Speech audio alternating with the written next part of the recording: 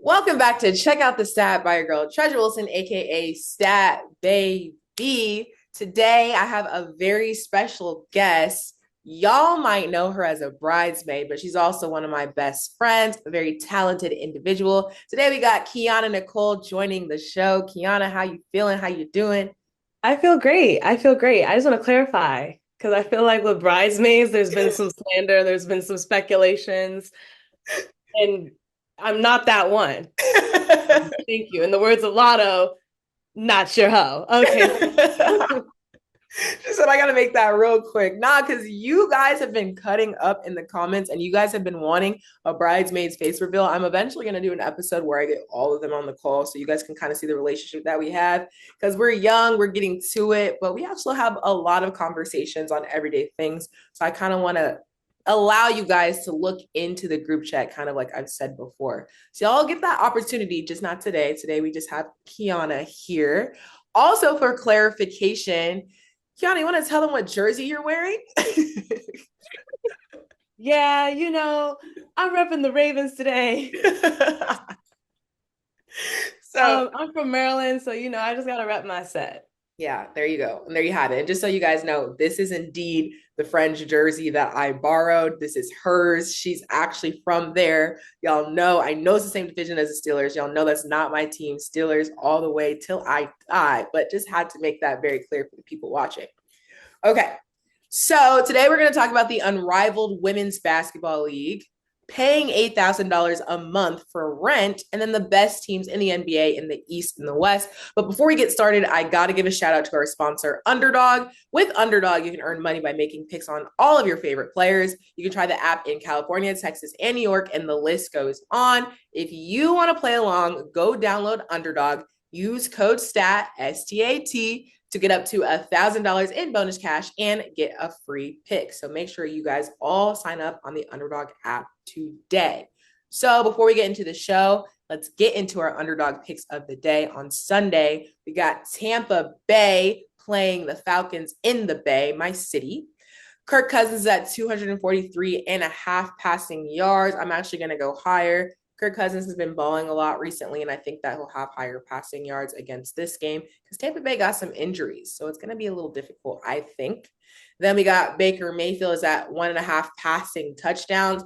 Tampa Bay is really going to have to rebuild their whole offense. The fact that they have two of their best wide receivers out due to injury, Mike Evans and Chris Godwin. I'm a little nervous for them, but I do have faith in them still. But I do think that with those injuries, Baker Mayfield isn't going to be able to have passing touchdowns as much. Now, we do have other wide receivers, kind of taking that role position. We got Sterling Shepard, rookie Jalen McMillan, and Trey Palmer. So we'll see how they go and how it works. I think that chemistry will still be there. But 1.5 passing touchdowns, I don't know. We'll see how it goes. Then we got Drake London for the Falcons at 5.5 receptions. The Falcons' last game versus Tampa Bay, he actually had 12 on October 3rd. So I think that he's going to have higher. He's been averaging about 6 receptions. I don't think there's any reason why he should have lower than 6 receptions. So we're going to go higher for Drake London.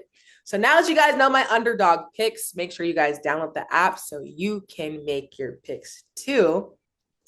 Real quick, before we even get into certain questions, we have to give a shout out to the New York Liberty, because they got their first WNBA championship in franchise history. And I think Kianna is a Liberty fan, but is she a fan of the Liberty or is she a fan of a very special... Ellie. Yeah. I'm for the Liberty for Ellie the freaking elephant. She has influenced me so much. I love that mascot. No, I feel like the league should do that more because the elephant particularly is such a great selling point for that team. I don't know how she has so much energy, how she has so much of a personality as a mascot, because I've never seen that happen before. Yeah, she's literally making history. This has never happened before. She's bringing in non-sports fans into the stands, filling up seats, getting excited for the game. People are showing up just for Ellie. I'm people. Like, she's a whole vibe. Facts. I completely agree. So shout out to Ellie the Elephant. Obviously, shout out to the Liberty. They brought that series to 3-2. Now, do I feel like the Lynx got snubbed? That's a conversation for another day because it still is a little interesting how it ended. But both of them played their hearts out. So shout out to both of those teams. Of course, on the Lynx, got Nafisa Collier and Courtney Williams. She balled out. So I know that was an emotional moment for them. But definitely want to pay my respect to New York because they did it. They got their dub. Okay, so let's get into Unrivaled. There's a new 3-on-3 women's basketball league coming to Miami, created by all-stars Brianna Stewart and Nafisa Collier. Stars like Chelsea Gray and Angel Reese and Kelsey Plum have agreed to the league. They have a nice little roster of women on the team. But specifically, right, they don't have confirmation from basketball star Caitlin Clark. So the news is, Kianna, they're willing to give Caitlin Clark $1 million in salary plus equity and a revenue share for 3 months of work. They're also thinking about giving her a stake into broadcasting rights. So just you hearing all that money up front at the table, do you think that this is an offer Miss Caitlin Clark should take? You broke up. What was the last line? What was the question? Yeah, do you think that this is an offer Miss Caitlin Clark should take? Yes, it's a deal. Done Next deal. question, Tamika. Fine, sealed, delivered. Okay. Yeah, it's like what's there to think about? They're giving her stake into it, so they're making her part owner. She's set for 3 months of work, has a great salary. I think that sounds good to me. But then again, I don't know if we're comparing it to other like athlete partnership deals and whatnot. Yeah. So to me, it's a little interesting. And I'm just going based off of what I've read. Exactly like Kianna said, I think it's a no-brainer. Why would you not take that much amount of money for a short period of time? But also, Big Three was trying to give her a big deal as well. So I don't know if she's trying to be exclusive to certain leagues. I don't know if she feels like, I already have a sustainable amount of money. I don't really need to do that because I think a lot of us think like, yeah, if there's money on the table, not for everything. Let me make that clear. Not for everything, but for things like that, like, yeah, like I'm a broadcaster. Somebody gave me another broadcasting opportunity to go speak and it's something that I'm interested in, why would I not do it? And same, you would think the same for her, but Caitlin Clark, I've noticed, has been a little choosy. And it's interesting too, because we know Caitlin Clark is going to spark ticket sales. We know that she's going to have a lot of people coming to the stadiums to see her play. We know that her promotion alone is going to help the league immensely. So I wanted to ask you this, right? There's a big difference because the girls on the roster are expected to make about $250,000 for the 3 months that they play. Them giving Caitlin Clark that $1 million offer, we know the stardom that she has, but do you believe that that's fair? Or do you feel like it's not fair? Like just because she's Caitlin Clark, she can have that $1 million offer compared to the other girls who are getting $250,000. I mean, yeah, it's fair. It's business. Like your name and your reputation and your talent brings in dollars, brings in fans, brings in prestige. Like she has a platform. So they're paying her for the platform that she brings. And I think that goes across with anything. Like there are some players getting paid more, getting more deals, doing whatever because they have a personality, they have a presence, they have appeal.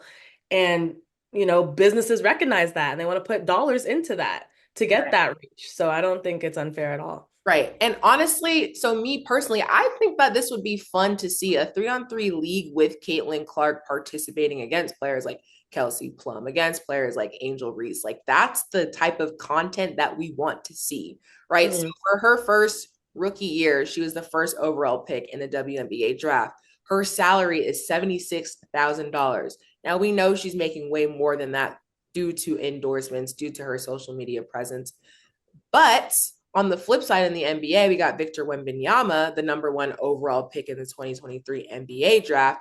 His first season, he's getting $12.1 million. So it's really crazy when we see the difference between what men and women get paid, this has been happening forever.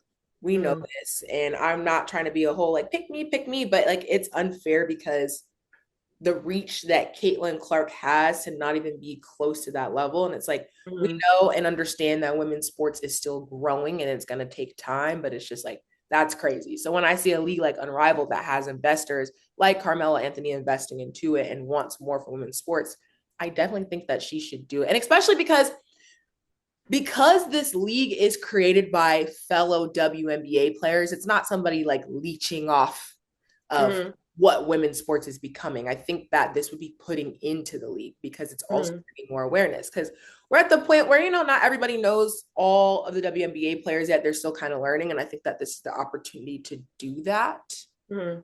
But I want to ask you, how do you feel about the pay difference? Because we're talking 76,000 versus 12.1 million for the teams that they're on alone. Yeah, that's unfair. Am I disappointed? Yes. Am I surprised? No. I'm mainly just excited that the WNBA is getting its shine that it deserves. People are Yeah. finally like tuning in and giving the women their accolades and recognizing the talent and that they have names. Like the fact that I'm a non-sports fan and I know who Caitlin Clark is, I know Yeah. who Angel Reese is.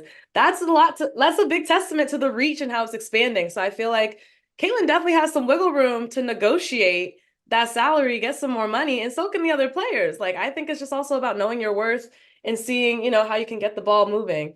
Right. Um, Pun intended. Okay, felt you there, but not all the way.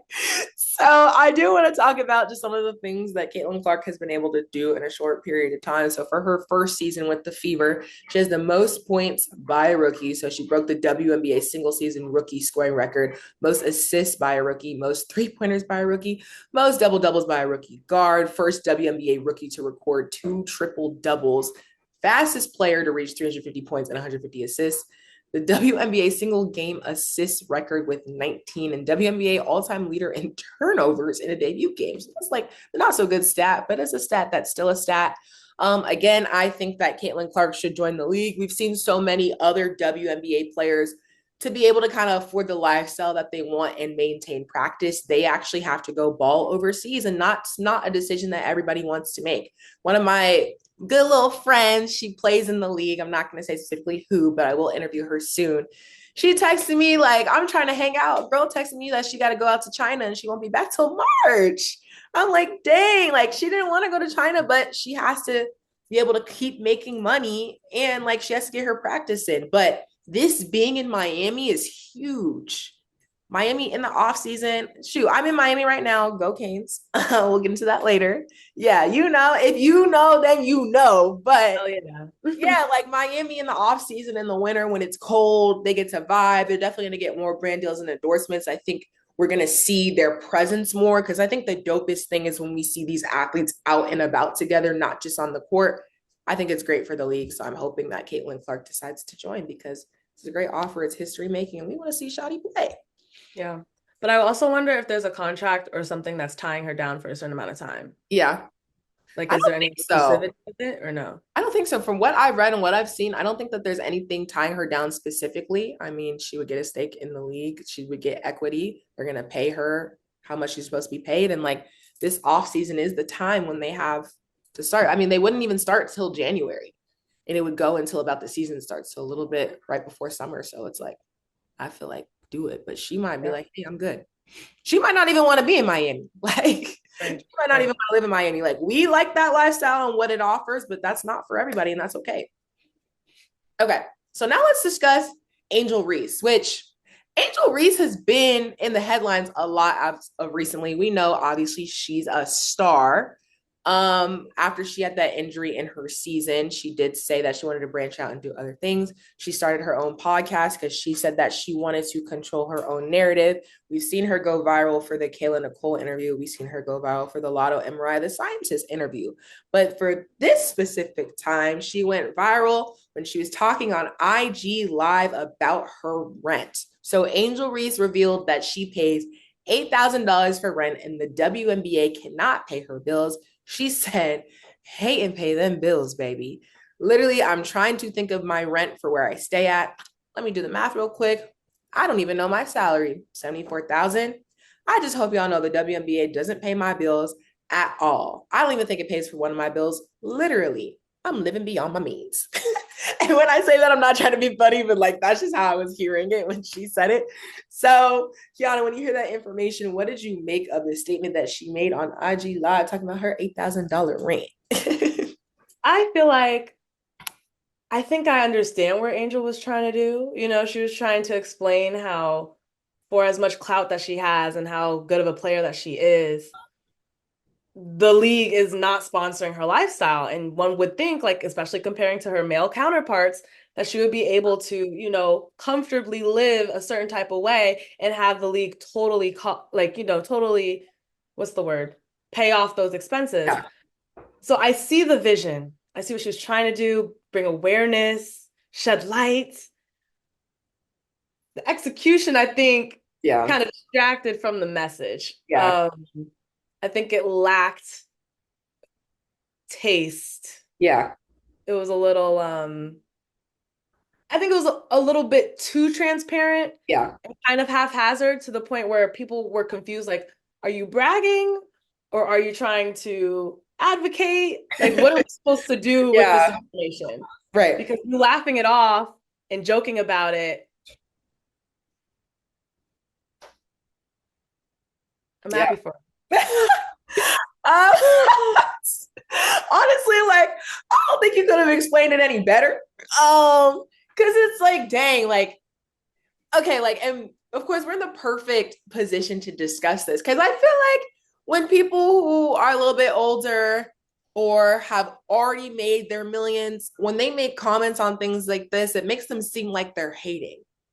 And it's like, I don't think anybody's hating. Like, okay, like me and Kianna are both 23. Like, Kianna lives in LA. I live near there. I'm not gonna tell y'all where. I've only lived in major cities my entire life to kind of give you guys that range. Like, okay, like we both went to University of Miami. We've had a little nice little, we've had some nice moments and nice times, right? And we know your base salary is around 73,000, which I know that's more than the average person.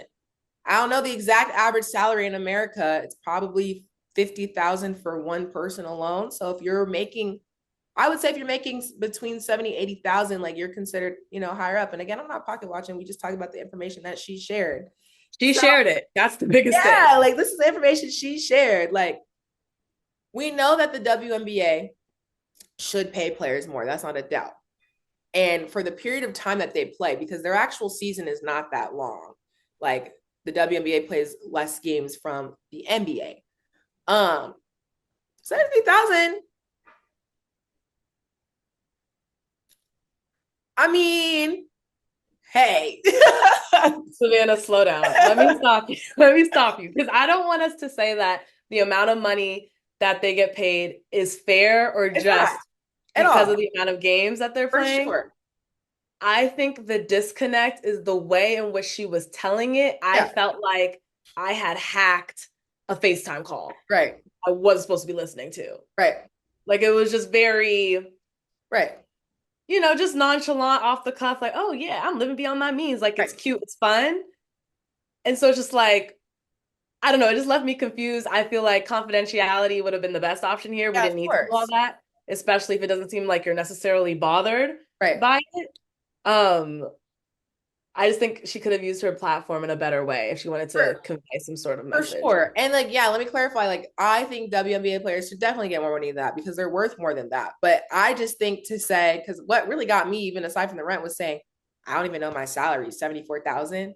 Like, there are some girls making less than you who are like, dang, like, what you mean? Like, only 74,000? Like, it, like, to me, like, and that's what I'm saying, get your money. Sis, get your money. Because you getting that base salary, you're getting your endorsement. Social media pays the bills. I'm not gonna say hate and pays the bills because you need likability for the longevity of your career. But truly, by saying I paid that $8,000 for rent, WNBA doesn't even pay my bills, and I don't even know my salary is 74,000, it gets tone deaf. Like it gets tone deaf. Like because there's just certain things that like some people just don't need to hear you say, and that's one of them. And it's like, get your money, be lit. Like you are young, you're in Chicago, you look good, you balling, Yes, your injury was a minor setback to a major comeback, and we are rooting for you and want to see you win. But the words that were said So didn't. baby girl, go ahead and mute for me. Just go ahead and mute for me. And I also want to give, because can I bring up the video you sent me about the guy comparing their careers? Sure. Sure. Oh, okay. I just had to make sure it was approved. What was that? Um, I feel like, some people have different media training. Some people have no media training. Some people, everybody has different upbringings, social circles, all things that influence how you portray yourself publicly. And I feel like some people are just authentic to who they are. If I want to talk about my 8K salary with my homegirl in the crib, or if I want to go on Instagram Live and share it out to the masses, I am who I am. So it's not like I don't want to fault Angel Reese for just being authentically herself, but I do think that she kind of has to acknowledge how it will be interpreted among people who don't know her and Right. among people who are just fans of her. I feel like with that, you have a certain responsibility to kind of filter and navigate what you say to make sure that people are able to receive the information that you're trying to portray. And I think that's where it gave what you said, tone deaf or a lack of class or tasteless, because it just lacked consideration to how somebody who's on your team, who's getting less, how they might receive it, how, an everyday person who's making way less than that, struggling to make ends meet, how they might receive it. Like it lacked nuance. So I get she's young, she's still navigating, a life like, this life, the fame, the platform. So I give her lots of grace, but I do feel like you do have to acknowledge kind of what your stance and how it has influence among people. Right. That was very, very well said. And I also want to add, like, yeah, like people are still trying to figure out who you are and learn you. That's the biggest thing that I had to learn. I was like, dang, even for y'all who watch me, I have to open up more of my life and who I am, because if I go and do something, it's like, well, Treasure never said she liked stuff like that. When did this happen? And it's like, y'all wouldn't know that until I share that. And I'm not saying you have to share your life. Some people like to keep things private, which y'all know good and well I will. Y'all have seen me on the show when I get asked certain questions. Media training. If I wanted to share it, I would.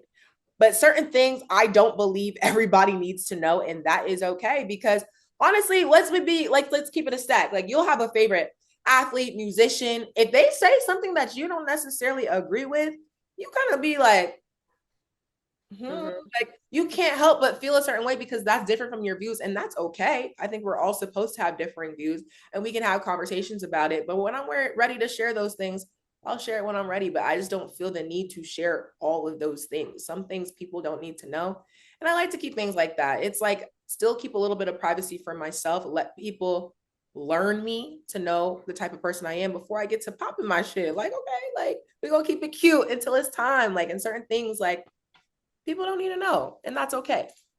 So, with that being said, we're going to go to break. When we return, we'll just discuss athletes on podcasts and Kyle Kuzma. Don't go anywhere.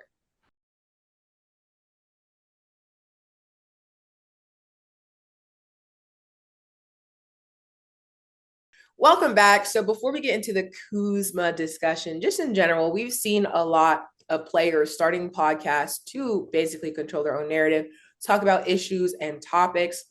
Not even just players, celebrity figures, public figures, same thing, entertainers.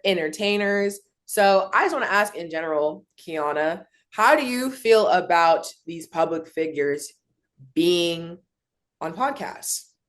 And not even just being on them, like having their own podcast to like talk about specific issues. Do you feel like there should be a boundary? Do you like it? Do you like basically all these people being on them? How do you feel about it?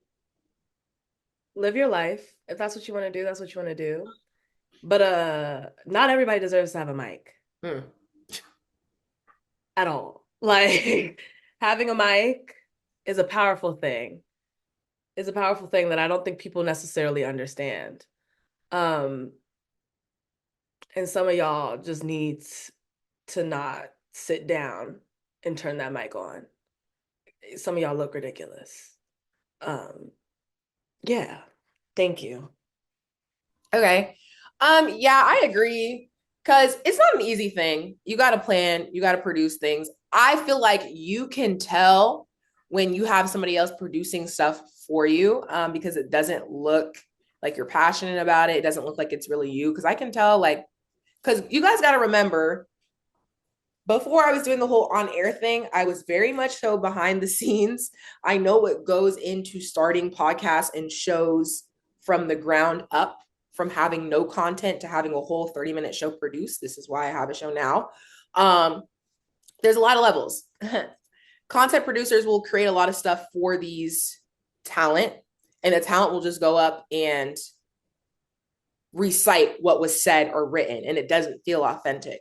I feel like a lot of them lack authenticity. And then this is where I will give praise to Mase and Cam, because in addition to, obviously, you guys know them as entertainers, but also like they're very, very, very smart. Like the way that we do our show, it's coming from them. It's their real authentic selves. And I think even adding to them being rappers, they're so witty and quick on their feet. Like this, baby, this stuff ain't written. What you get is what you get. Like rarely things get edited out. Like that is truly our thoughts, what they think on the spot. And they're just so good with that. And so when I see other people, baby, you can't be like everybody else, because you're not going to be. Like they're good at their craft and they're good at what they do. Some of these other people are trying to force viral moments, force being funny. It doesn't work for everybody. You either have it or you don't. And if you don't got it, you don't got it. And I think you said it well. I feel like your show has a purpose, like outside of the public figures, outside of the names. If you take that away, everybody kind of knows what it is stands for, the kind of commentary they make, regardless of who's on the show. Right. A lot of these people, if you take away the public persona or the image, the show doesn't have a sense of direction. What are you contributing to society? What is your message? What is your angle? No, you just have your persona. And with that, yeah, you're trying to get clicks. You're trying to go for viral moments, and it's not working for me. That's why I'm like, you were better off just doing what you do versus bringing in, all these different guests. And another thing that you said, Treasure, to me that I always admire you for is that you're big on researching who's on your show and making sure that they feel comfortable. Mm-hmm. You want an authentic conversation where they can say their controversial hot takes and it still be an open dialogue. It's almost as if some of these podcasters are feeding their guests to the wolves and leading them astray with either twisted questions or not asking them to clarify what kind of answers they're saying, which then allows for social media to take it by storm, put it on the shade room, and kind of cancel them for that week that it's trending. Yeah. I've seen a lot of that, and it's honestly really sad, because something that I think is important is I always want to maintain a good relationship with the talent or the guests. Like all the people that you see that's interviewed, I'm never going to try to paint a picture for you. I'm going to let the audience decide what that is. But I want you to be authentic. I want you to have differing views and it be okay to be shared, where you don't, like you said, feel like you have to get canceled because, yeah, like it just took a turn where it's like we're waiting for a viral moment at the expense of somebody else's career. Because I won't even lie, like there's been people who I've thought I admired. Then they get on a podcast and I'm like, ooh, I ain't rocking with how they feel, how they view. And it's like, I don't want to be like, I liked you better when you didn't speak, but babe, I liked you better before you opened your mouth. Like, that's not a good place to be in. So it's like, yeah, not everybody has media training, which is fine. Things are learnable, but I think that we need to make sure that we maintain some sort of like good protection for them to be able to come on a podcast and say how they feel and then not turn sour. I just don't think everybody needs a podcast. Evaluate, why am I making this podcast? And if it's for money or for clicks or for virality, baby, turn the mic off. Go on Instagram Live. Go live. Live and live your life. Yeah. But I don't need to see the 30-minute, 40-minute clip of y'all in the studio talking about you want to be courtside baddies. I don't need to see it.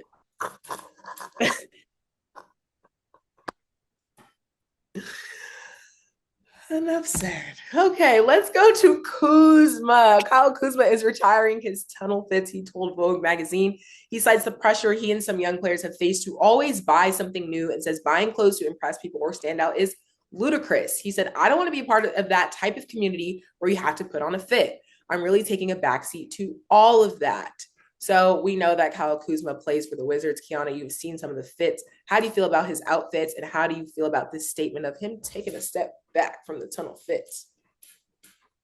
He needs to step all the way back. I don't know what that man was putting on. Oh my God. He put that shit on. He needs to put it back on the rack and I applaud him. Cause this is the thing. This is how Treasure sets you up. She knows that I am not a sports girly. I just be living my life. I work in entertainment. That has nothing to do with me. So she told me the statement before the show. I'm like, oh yeah, big ups him. Like you shouldn't have to do a fashion show. You came to ball out. You didn't come for all the glitz and the glam, all the pressure. Like I get that. And I totally applaud that. And if he wants to show up regular, cool. Then she showed me those outfits. And then I was perplexed because he was lost the whole time. Lost the whole time is crazy. I thought it was a fashion icon. I thought it was a fashion icon who was like, I'm done. I'm done influencing the culture. But that's not what this was here. Okay, so Treasure, what do you think? So that's the thing. So fashion has changed a lot, right? And I know everybody makes fun of Gen Z because we have our whole own world. Like, don't get me wrong. I love a cute fit. I like some nice jewelry. I like some curls. I like some pink, very Hillary Banks, very put together, whatever. But there's an other side of me that y'all don't know about. I love a good streetwear, okay? I had bought these Rick Owen boots, right? Y'all know how much Rick Owens cost. They're about $1,000. I bought them in New York City on a little shopping spree I took myself on. I was so excited to get those Rick Owen boots. And I love the Rick Owen boots with the little stacked jeans, a little, a nice little tee, whatever. I come to show Kianna my Rick Owens, right? I try to put them with my fits. I actually wore one with that jersey. I thought the Rick Owens were fly. This girl was not thinking I looked good. She didn't think it was fly. She calls them my big boots. Like she will take any moment to make fun of me for my boots. So it's like I think Kuz fly. Like he be doing cool things. Like I don't know. But this is where I'll stop you. This is where I'll stop you. It's never unwarranted. You ask me, how do I look? And when I see those skinny legs and those size 25 boots, I give you my authentic opinion. I say you look great from the ankles up, baby. And so don't make it seem like you clomp one in thinking you that girl and I just start going in on you. You asked me. Same with Mr. Kyle. You asked me. I think the man looks ridiculous. He thinks he looks fly. You probably thinks he looks fly because y'all got a different sense of style that I just will never understand. Hey man, say man. I think it's fly, and I just feel like if you know, you know. If I have my and I'm just gonna flex a little bit. If I have my $1,200 Rick Owen boots, my $1,500 Flair Theory pants, a nice little varsity jacket pair with it. Then I'm wearing a watch. Then I'm wearing the jewelry. Like it's a fly fit. Like, cause if you know, you know. So once it goes together, it's fire. But to Kuzma's point, right? If I had to do that every tunnel fit, 82 games, hell no. Nah. Like we can do some sustainable fashion. I'm okay with that. Like I don't gotta buy a new fit all the time. I'm okay with getting something thrifting. That is a-okay. Not everything gotta be excessive because we showing out for what? Like if you ain't showing out on the court, if y'all have a losing record, ain't nobody checking for y'all fit. Everybody checking for y'all's score. So y'all gotta get right. That's my opinion. What was you about to say before? Nothing. Angel. Okay. I just feel like the cost of the boot or the flare pant, it don't matter. If it don't look good to me, I don't care how much you paid for it. Honestly, if you paid more, the more pissed I'm gonna get, because damn, spent all that money, you look like this. With your $8,000 rent. Damn. But, it's all love. It's all love. In the clear. Y'all, fam. You're done. Okay, real quick, we're gonna go into my best teams in the East and the West for the NBA and my sleeper teams. So on the West, I got OKC last season. They had 57 win games. I love OKC's young core. We got SGA, we got J-Dub, we got Chet. They made that trade, sent Giddey to Chicago, got Alex Caruso. I think that OKC is in a great point. They have a great core. I'm expecting them to win more games this year. We'll see how that goes for them.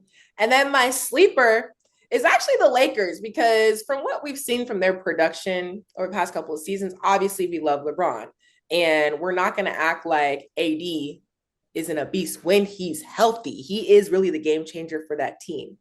But you know, the stats start coming, and stats, we use them to push a certain narrative. So I'm seeing all the stats. Okay, the Lakers are at a 2-0 start for the first time in 10 years. The last time this happened was Phil Jackson. AD was the first Laker with 30 points in the first 2 games of the season since 2005 Kobe. Like, that's a big stat to just be thrown around. But truly, the Lakers have been getting to it. I'm really proud of JJ Redick's production. I think that the players trust him, and he's been able to kind of do things that he feel right, and we're seeing it change onto the court. So the Lakers, to me, are in a great position. I'm going to call them my sleeper because we know things can change at any moment. But from what I've seen, I've been liking their production. On the East, I got the Celtics. I think that they have a great chance of going back-to-back, and I know that this is kind of the answer that everybody has, but I'm super happy for them. Even last season, even though everybody acts like I didn't say this, I said that I felt like the Celtics had the chance of winning the chip, and they ended up doing just that. Porzingis right now is currently injured, so he's out, and they have Al Horford as a center. They're still 2-0, even with Al Horford in, and Porzingis is that key piece that would just be an extra addition to them, okay? There's a tweet that I was dying at. It said, the craziest part about the Celtics is they have a 20-point per game defensive demon all-star big that works part-time for them, because that's really how it be. Porzingis don't be healthy all the time. When he is, he's a beast, and they've been doing great. So shout out to the Celtics. I think that they have a great chance. Went back-to-back. Shout out Jason Tatum. Shout out Jaylen Brown. This is y'all's year. Let's see y'all do it again. Y'all know I'm a Heat fan, but I got to give respect where it's due. Then my sleeper team is actually the Hawks. I know it's early. We can't run with the 2-0. But then again, last time I ran with somebody who won their first game, Miami Hurricanes, we are undefeated. So maybe that's a little good luck charm.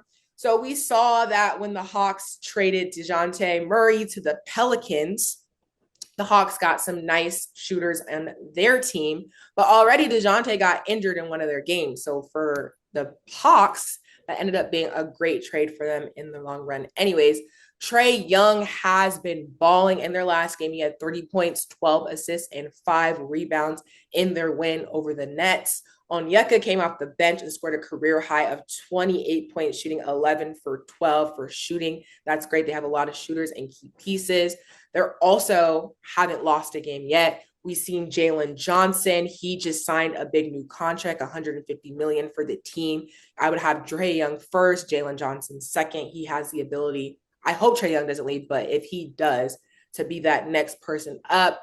Dyson Daniels, we saw that trade from the Pelicans. He's been a huge contributor. Things got a little spicy versus the Nets. Him and Nicholas Claxton got into it, and Nick Claxton had to get ejected. But I see that they have a lot of team chemistry, and I see that that passion is there, and they're ready to win some games. I think that the Hawks have been slept on for a little bit. Hopefully they can keep it up. I don't like to see people win and then fall to the slums. Like I said, we're acting like Trae Young is not a great player, but he does kind of get overshadowed when we see the other teams in the East. But hey, I think that this will be an interesting season for both teams this year. With that being said, that is it for today's episode. Kianna, it was a pleasure to have you. Where can people follow you if you want to give them your socials? Yeah, please follow me on the gram at Kianna.Nycole. I really appreciate you having me, Treasure, and it's always a bombshell time. Always. Love you. And make sure y'all follow Kianna. She's real funny. She has some skits. Just had to throw that out there. But thanks for hanging out with me and checking out the stats. I'll see y'all next week.